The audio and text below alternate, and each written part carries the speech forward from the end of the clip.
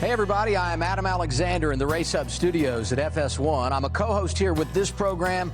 I also handle play-by-play for NASCAR, college football, and college basketball. I've been doing this for 15 years, but my career really began in 1991 at Vincennes University. The reason I chose VU is their unbelievable facilities and the many opportunities they give you to get hands-on training. I was on the air at age 18. That's amazing. You typically don't get those opportunities. I had a camera on my shoulder. I was in an edit bay, and all of that laid the groundwork for me to leave in 1993 and go out and get a job in a top 100 market. Fast forward, and now I'm working at a network level. There is no doubt I wouldn't be where I am today if I hadn't had some unbelievable breaks along the way. But truly, the reason I get these opportunities is because of the foundation I laid at Vincennes University.